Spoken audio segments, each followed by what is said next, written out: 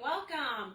Welcome. Today we are going to be making, and I might say this wrong, but it's a nightshade free Ropa Vieja, I think that's how you say it, which is a shredded beef kind of a dish. And we're going to serve that with Columbian style Arepas, which are AIP friendly. So we're just going to jump right in.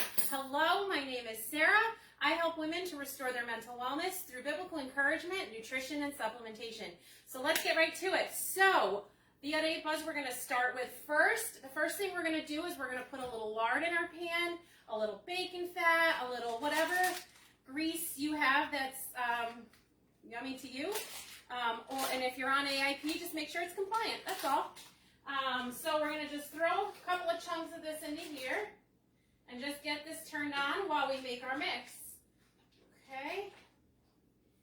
Should be plenty. Okay, let that get heated up while we get started. Okay. We want to turn that on to about medium high. You don't want to go too hot. They'll burn.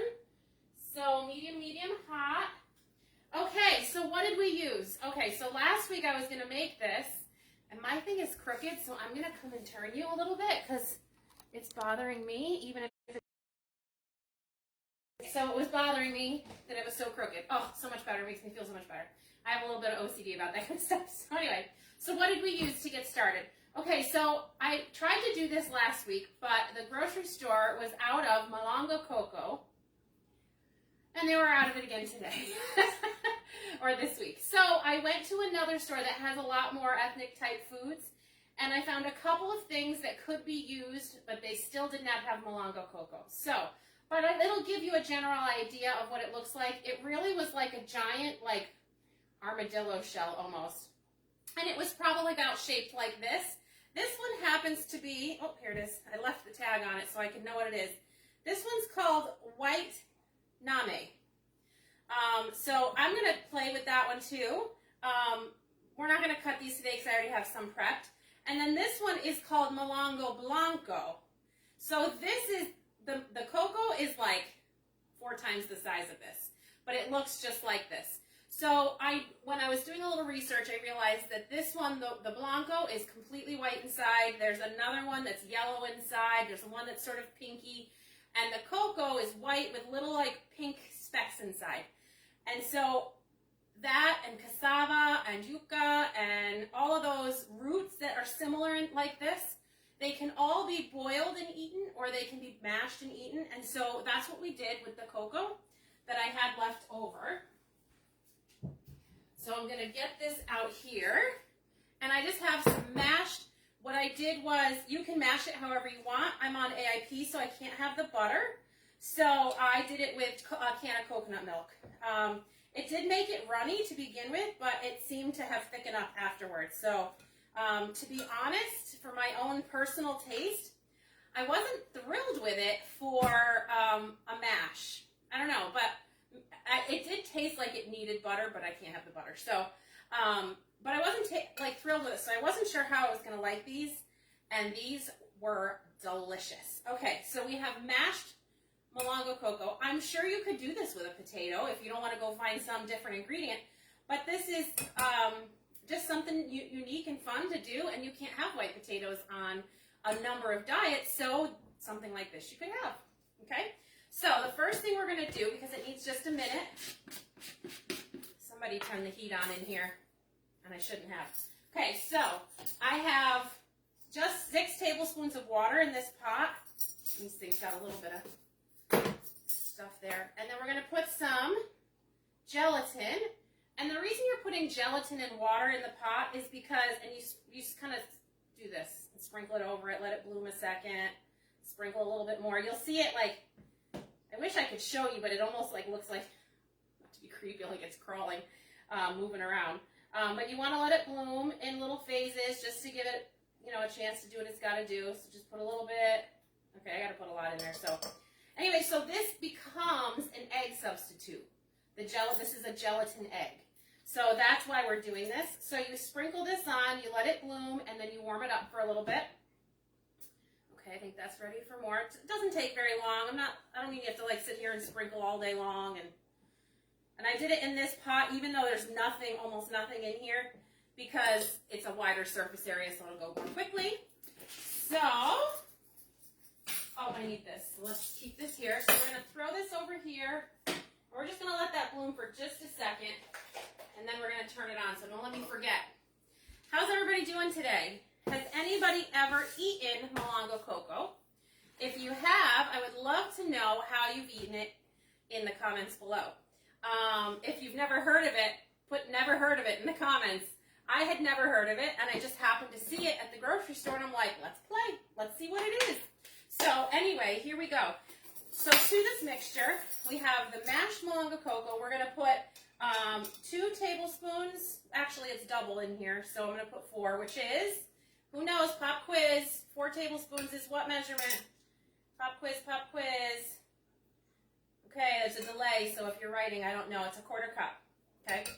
So put that in there, and I do not use tapioca starch because it does not sit well with me, so I am using arrowroot powder, okay? So that's the other option, and they can be interchanged, no problem. Okay, so then we're going to put some garlic powder. You can put, actually this is onion powder. You can put, it says on here, 1/2 to 1 1/4 teaspoons. So you can really spice it up however you want. I had already spiced up the potato-y stuff, the Malongo cocoa, so I'm not going to put quite that much, but I'm just going to throw a bunch in there, and it is double, so maybe I'll throw just a pinch more. And then the garlic. Okay. Let's turn this on. It just needs to be on for just a minute, and we'll put some salt in there. And then you can also put a shredded carrot, is traditional, but I'm going to skip that step. Don't think I need to do that part. Okay, so let's get rid of these. And then we're just going to mix these up. And, oops, get it everywhere. Okay, this is part of the deal, right? My husband always tells me to wear an apron. I just rather stain stick my clothes. Because I am constantly getting stuff all over me. I should just put an apron on. It's not that challenging. I have one sitting right here.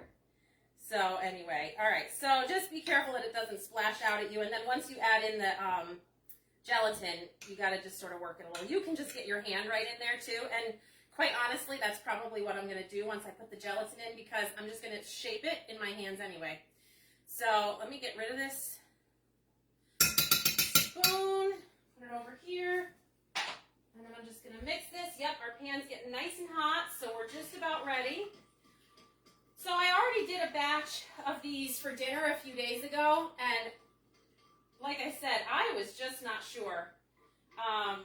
But it turned out to be absolutely, absolutely delicious. Okay, so you're just putting this on the heat for just a few minutes just to make sure all of the gelatin is dissolved. That's it. So it wasn't on there very long. I have this great whisk because I'm very, I like to keep my kitchen stuff working for a long time. And so I have the non-stick pans, and then I have a silicone whisk. So if you have non-stick pans, I got this one at Pampered Chef. So those are some options.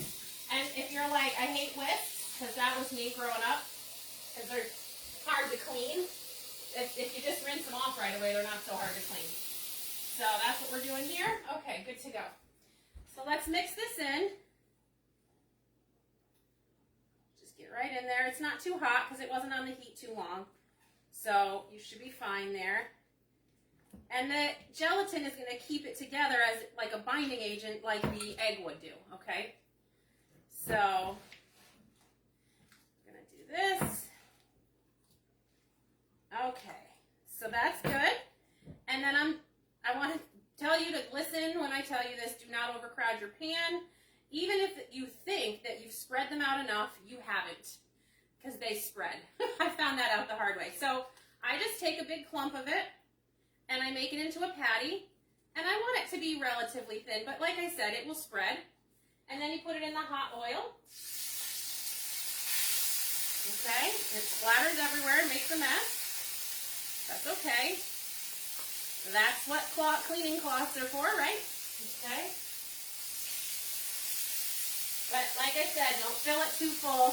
You just have to go back. And you can make them smaller too. They don't have to be quite as big as I'm making them. I probably should be making them smaller because there's multiple people going to be eating them.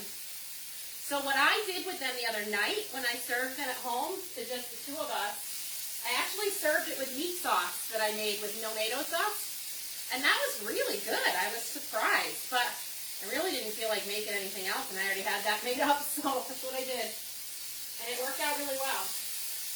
Okay. And we'll get one more going, put in the middle of the pan, and then we'll do the other batch after the video. And I just flung it everywhere.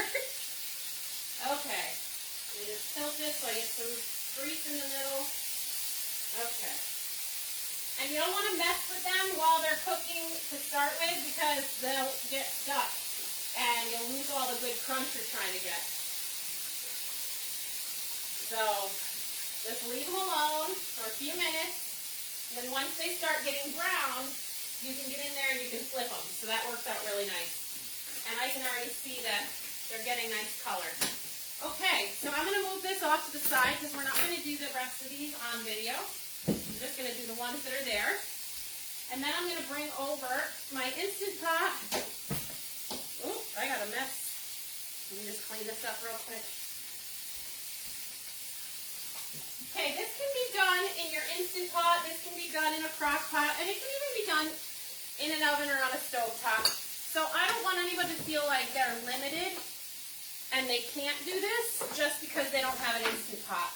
There's ways to tweak and make it work no matter what you have. Sorry, I got to plug it in. Come on. Uh-oh. I'm going to come this way a little bit. Okay. Perfect. All right, now you can get a little more cord room. All right, so the other thing we're making is the Ropa Vieja, I think it's called. So what I've done, I've already made a batch. Come on. What we're going to do is we're going to put some of the avocado oil, which I'm using the Imperfect Foods, which is good. And we're going to turn on our saute function. That was almost empty, so I had to just use that up. No, this other one. Oh, those are smelling good. I'm going to have to turn those here. I just want to get this going. Okay, perfect. All right. And so if you were doing this in a pan on the stove, you would just saute your onions on the stove, no problem. That won't close for some reason. I already chopped an onion. I had to put a cover on it. It was killing me. So I'm going to throw that in, and then we'll put some garlic in a second. We'll let that cook while I flip these. Oh, yeah. Those got a nice crunch on them. I'm going to show you this when we're done. If you overcrowd the pan, they get stuck to each other, so you've got to be really disciplined about not doing that. Okay, those first two stuck for some reason, but the rest of them are coming up beautiful. Okay, yes, wonderful. Okay, let that go. Put this over here. Okay, so we're cooking the onion. We're going to add some garlic to that. So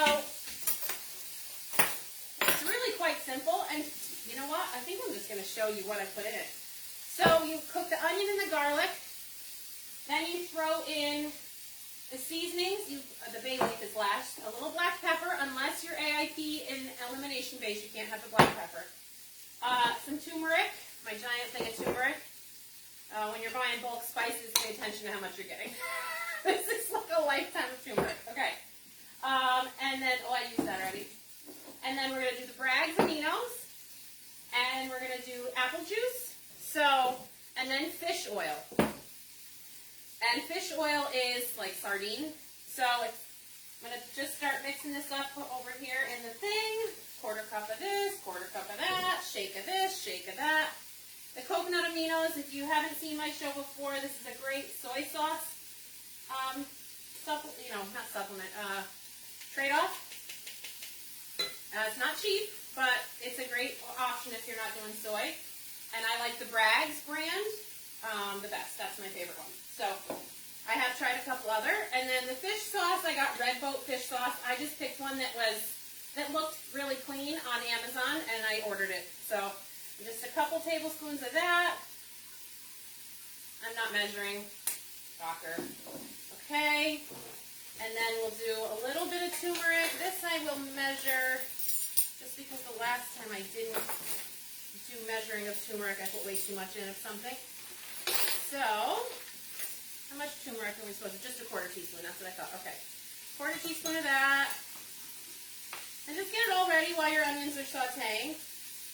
Okay, a little of that. And a little salt. I'm pretty sure that's everything. Apple juice, fish sauce, yeah, okay. How much salt is supposed to be in here? I don't even see the salt. Where the heck did it go? Oh, so there's also supposed to be, oh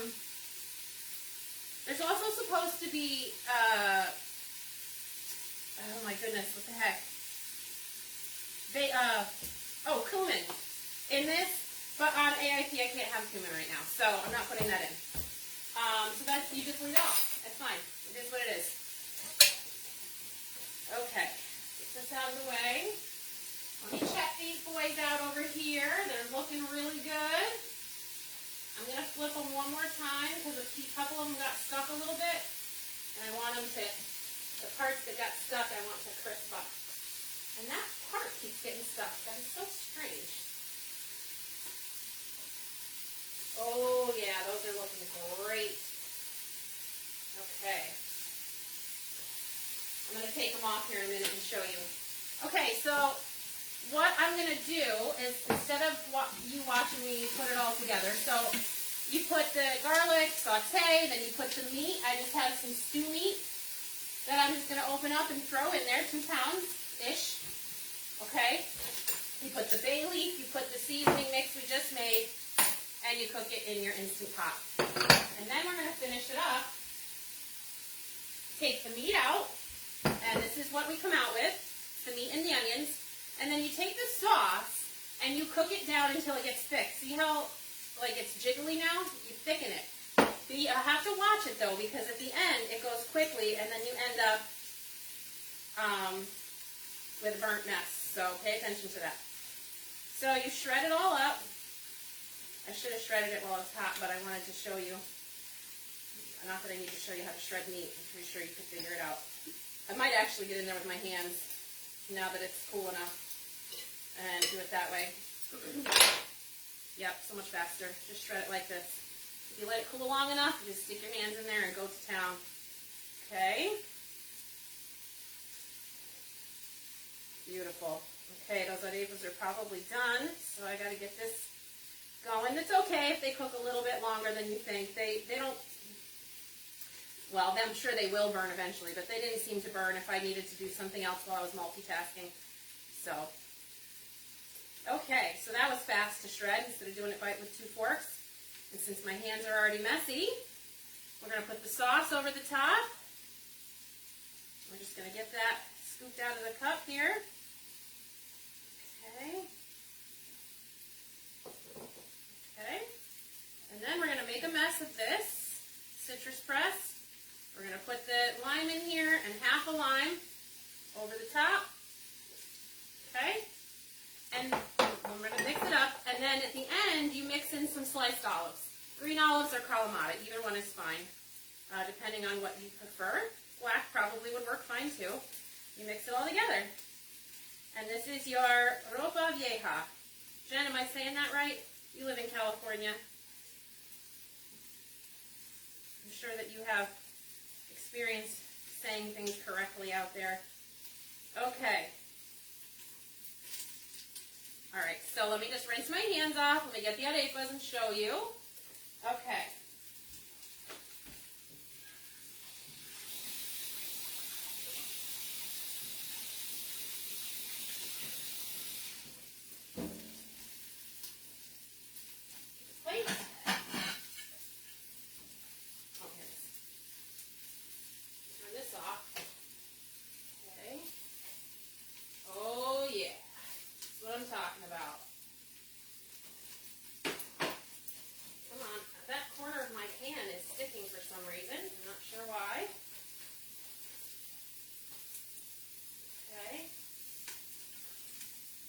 To just cook a little bit more because they keep sticking and they've got a lot of... Alright, so here we go. Let me bring it up a little closer for you. This is the arepas, and they have a nice You can hear the crunch, right? But when you cut into them, they're still a little bit nice and messy inside. So what I'm going to do, actually, is I'm just going to, let me taste this first.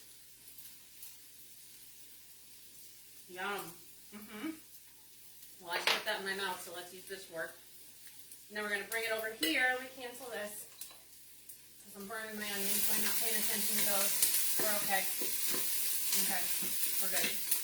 We just put a little of this over here.